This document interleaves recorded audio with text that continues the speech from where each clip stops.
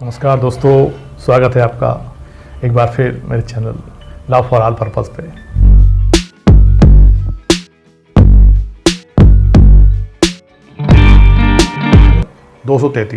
प्रतिरक्षा आरंभ करना।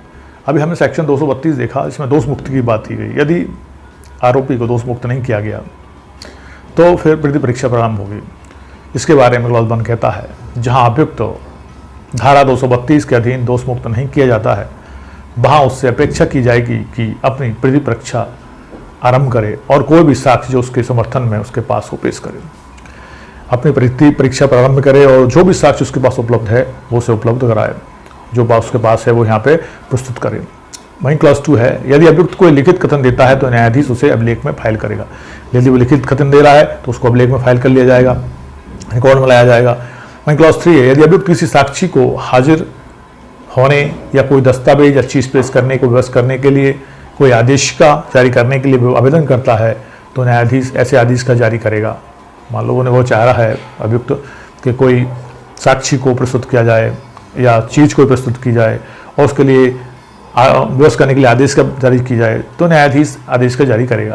लेकिन उससे पहले वो लेखबद्ध कर लेंगे और ये विचार कर लेंगे, उसको नामंजूर भी कर सकते हैं। यदि नामंजूर कर रहे हैं तो उसका कारण होना चाहिए कि वो विलंब या न्याय के उद्देश्यों को विफल करने के लिए प्रयोजन से वो कर रहा था। यदि न्याय के उद्देश्य और मामले में विलंब के लिए यदि वो करता है तो ऐसे आदेश का उसको आदेश का नहीं की जाएंगी और किसी को विवश नहीं किया जाएगा प्रस्तुत होने के लिए। ठीक है, 233 था प्रतिरक्षा आरंभ करना, ऐसे प्रतिरक्षा प्रारंभ हो जाएगी। अब 234 है बहस।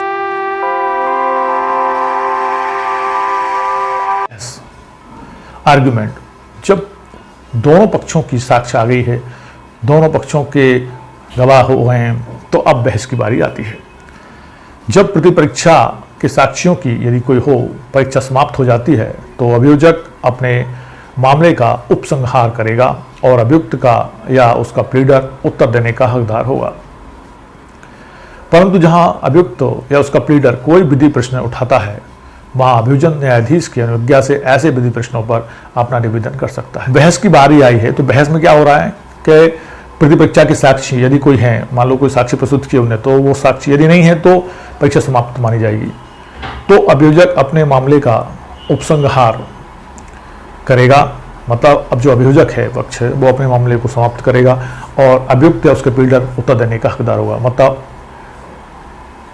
जो प्रतिपक्षी है उसके प्लीडर या वो प्रतिपक्षी से उत्तर लिए जाएंगे, वो उत्तर देने का हकदार होगा। वहीं परंतु भी दे रखा है, जहां अभियुक्त या उसका प्लीडर कोई विधि प्रश्न उठाता है, वही कोई प्रश्न उठाया है किसने, प्रतिपक्षकार ने, तो प्रतिपक्षी ने, तो वहां पे अभियोजन न्यायाधीश की अनुज्ञा से ऐसे विधि प्रश्नों का उत्तर देने के लिए अपना निवेदन कर सकता है, विधि प्रश्नों पर अपना निवेदन दे सकता है। मतलब दोनों पक्षों को बराबरी का मौका मिलता है। अभियोजन पक्ष के प्रश्नों के आंसर देने के लिए आरोपी पक्षों द्वारा उठाए गए प्रश्नों पर अभियोजन द्वारा भी न्यायाधीश की अनुमति से, अनुज्ञा से निवेदन किया जा सकता है। 235 है दोष मुक्ति या दोष सिद्धि का निर्णय।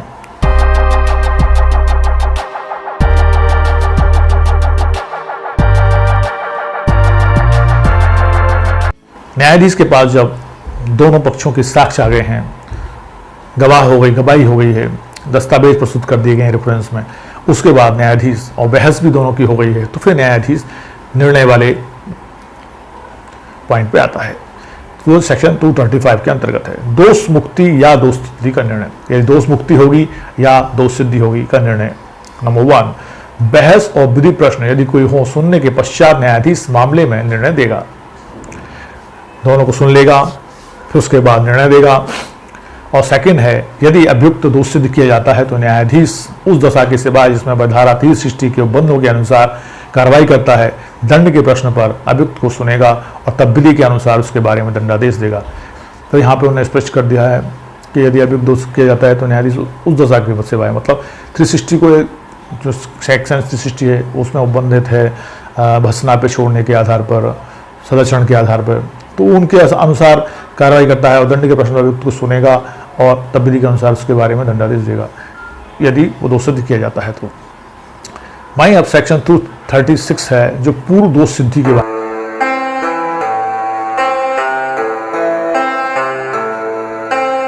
बारे में बताता है। पूर्व दोष सिद्धि मतलब पहले भी दोष सिद्धि हुई है। ऐसे मामले में जिसमें धारा 211 की उपधारा 7 के उपबंधों के अधीन रहते हुए के अधीन पूर्व दोष सिद्धि का आरोप लगाया गया है और अभियुक्त यह स्वीकार नहीं करता है कि आरोप में किए गए अभिकथन के अनुसार उसे पहले दोष सिद्ध किया गया था, न्यायाधीश उक्त अभियुक्त को धारा 229 या धारा 235 के अधीन दोष सिद्ध करने के पश्चात अभिकथित पूर्व दोष सिद्धि के बारे में साक्ष्य ले सकेगा और उस पर निष्कर्ष अभिलिखित करेगा।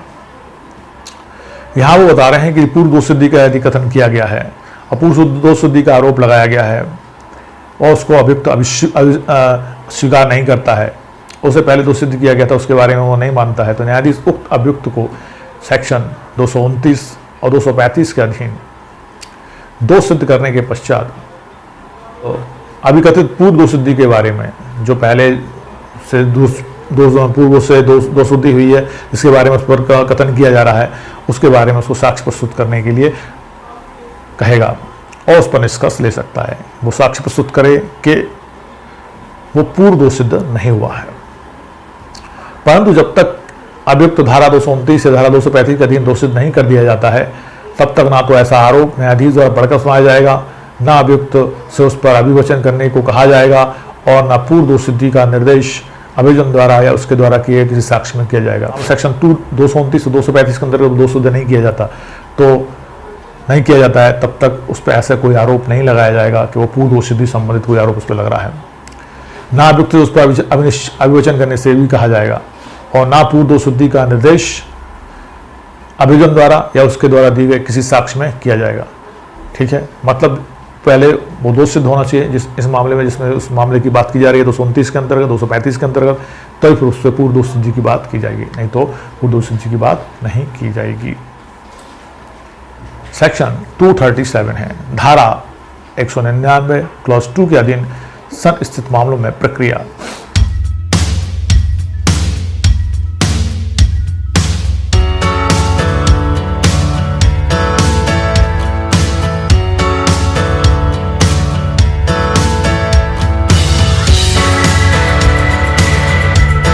नंबर 1 धारा 199 की उपधारा 2 के अधीन अपराध का संज्ञान करने वाला शिक्षा न्यायालय मामले का विचारण मजिस्ट्रेट के न्यायालय के समक्ष पुलिस रिपोर्ट से भिन्न आधार पर संस्थित किए गए वारंट मामले के विचारण की प्रक्रिया के अनुसार करेगा। परंतु तब तक शिक्षा न्यायालय उन कारणों से जो लेखबद्ध किए जाएंगे अन्यथा निर्देश नहीं देता है उस व्यक्ति की जिसके विरुद्ध अपराध का किया जाना अभिकथित है अभियोजन के साक्षी के रूप में परीक्षा की जाएगी। वहीं क्लॉज 2 है यदि विचारण के दोनों पक्षकारों में से कोई ऐसी वांछा करता है या यदि न्यायालय ऐसा करना ठीक समझता है तो इस धारा के अधीन प्रत्येक विचारण बंद कमरे में किया जाएगा। वहीं क्लॉज 3 है यदि ऐसे किसी मामले में न्यायालय सब अभियुक्तों को या उनमें से किसी को उन्मोचित या दोष मुक्त करता है और उसकी यह राय है कि उनके या उनमें से किसी के विरुद्ध अभियोग लगाने का उचित कारण नहीं था तो वह उन्मोचित या दोष मुक्ति के अपने आदेश द्वारा राष्ट्रपति और उपराष्ट्रपति या किसी राज्य के राज्यपाल या किसी संघ राज्य क्षेत्र के प्रशासक से भिन्न उस व्यक्ति को जिसके विरुद्ध अपराध का किया जाना अभिकथित किया गया था यह निर्देश दे सकेगा कि वह कारण दर्शित करे कि वह उस अभियुक्त को या जब ऐसे अभियुक्त एक से अधिक हैं तब उनमें से प्रत्येक को या किसी को प्रतिकर क्यों न दे। वहीं क्लॉज 4 है न्यायालय इस प्रकार निर्दिष्ट व्यक्ति द्वारा दर्शित किसी कारण को लेखबद्ध करेगा और उस पर विचार करेगा और यदि उसका समाधान हो जाता है कि अभियोग लगाने का कोई उचित कारण नहीं था तो वह 1000 रुपये से अनधिक इतनी रकम का जितनी वह अवधारित करे प्रतिकर उस व्यक्ति द्वारा अभियुक्त को या उनमें से प्रत्येक को या किसी को दिए जाने का आदेश उन कारणों से जो लेखबद्ध किए जाएंगे दे सकेगा। वहीं क्लॉज 5 है उपधारा 4 के अधीन अधिनियमित प्रत्येक प्रतिकर ऐसे वसूल किया जाएगा मानो वह मजिस्ट्रेट द्वारा अधिरोपित किया गया जुर्माना हो। क्लॉज 6 उपधारा 4 के अधीन प्रतिकर देने के लिए जिस व्यक्ति को आदेश दिया जाता है उसे ऐसे आदेश के कारण इस धारा के अधीन किए गए परिवाद के बारे में किसी सिविल या दंडिक दायित्व से छूट नहीं दी जाएगी, परंतु अभियुक्त व्यक्ति को इस धारा के अधीन दी गई कोई रकम उसी मामले से संबंधित किसी पश्चातवर्ती सिविल वाद में उस व्यक्ति के लिए प्रतिकर अधिनिर्णित करते समय शाम में ली जाएगी। 7. उपधारा 4 के अधीन प्रतिकर देने के लिए जिस व्यक्ति को आदेश दिया जाता है वह उस आदेश की अपील जहां तक वह प्रतिकर के समुदाय के संबंध में है उच्च न्यायालय में कर सकता है। और क्लॉज 8 है, जब किसी अभियुक्त व्यक्ति को प्रतिकर किए जाने का आदेश दिया जाता है तब उसे ऐसा प्रतिकार अपील पेश करने के लिए अनुज्ञात अवधि के बीच जाने के पूर्व या यदि अपील पेश कर दी गई है तो अपील के निश्चित कर दिए जाने के पूर्व नहीं दिया जाएगा। अभी सेक्शन 237 का हमने क्लॉज देखा, अब हम इसको डिटेल में समझते हैं। धारा 199(2) के अधीन संसदीय मामलों की प्रक्रिया। सेक्शन 192 के क्लॉज 2 में के अंदर जो मामले हैं मानहानि संबंधित बात है, और ऐसे मामलों में पक्षकार हैं वो चाहते हैं कि बंद कमरे में हो तो बंद कमरे में होगा विचारणा। और क्लॉज 3 में ऐसा लगता है कि उन्मोचित या दोषमुक्त करता है और उसको लगता है कि उनके विरुद्ध जो मामला लाया था अभियोग लगाने का कोई उचित कारण नहीं था, तो ऐसी कंडीशन में अभियुक्त को या बहुत सारे अभियुक्त हैं तो उन सबको प्रत्येक को प्रतिकर क्यों ना दिया जाए ऐसा आदेश वो कर सकता है कि अभियोग लगाने का कोई उचित कारण नहीं था, तो वो 1000 से 9,000 रुपये तक का रकम का जुर्माना उस पर लगाया जा सकता है। और प्रत्येक अभियुक्त को या उनमें से प्रत्येक या किसी को दिए जाने का आदेश न्यायालय कर सकता है और उन कारणों को भी जो लिखबद्ध किए जाएंगे। वहीं क्लॉज 5 है, जो प्रतिकर है ऐसे वसूला जाएगा मानो मजिस्ट्रेट द्वारा अधिरूपित किया गया जुर्माना है। जो प्रतिकर है वो ऐसे वसूला जाएगा जैसे जुर्माना वसूल किया जाता है।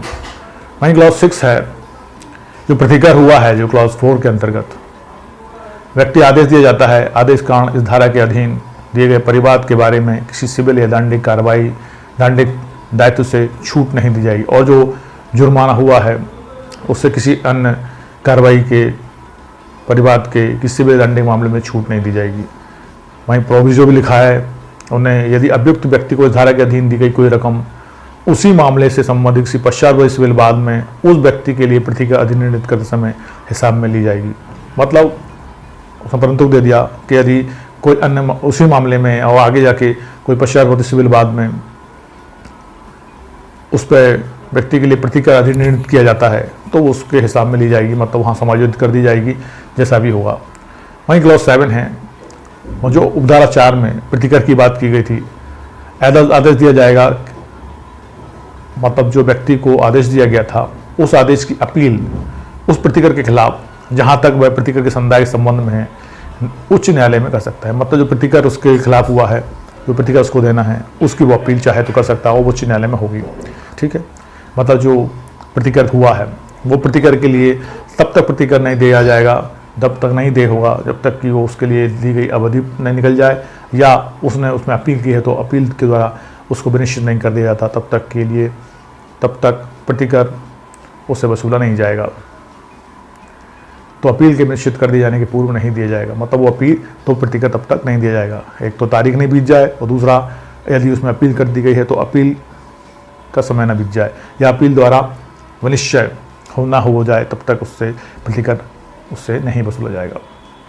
दोस्तों, आज हमने देखा अध्याय 18 जो सेशन न्यायालय के समक्ष विचारण के बारे में था, जिसमें सेक्शन 225 से लेके सेक्शन 237 तक के बारे में हमने देखा, जो हमें बताता है कि कैसे सेशन न्यायालय में एक मामला आता है। अनन्यता सेशन न्यायालय का चलने वाला मामला है तो आएगा, वो लगता है कि उन्मोचन कर दें तो उन्मोचन कर देंगे, उसकी साक्ष्य लेंगे अभियोजन पक्ष की और उसके बाद उसको उन्मोचित कर सकते हैं यदि उनको लगता है कोई मामला नहीं बनता है तो। और यदि मामला बनता है, आरोप विरचित किए जाते हैं, उससे विचारण की बात की जाती है कि यदि वो विचारण चाहता है तो विचारण होगा और फिर दोनों पक्षों की साक्ष्यों को सुनने के बाद बहस होगी, दस्तावेज जो पेश कर चुके होंगे उसके बाद न्यायालय निर्णय देगा और निर्णय के बाद प्रतिकर की बात आती है। सेक्शन 225 से लेकर 237 तक हमने देखा सेशन न्यायालय के समक्ष विचारण। अब अगले अध्याय 19 में हम देखेंगे मजिस्ट्रेट द्वारा वारंट मामलों का विचारण। तो मिलते हैं नेक्स्ट सेशन में। तक के लिए जय हिंद, जय भारत।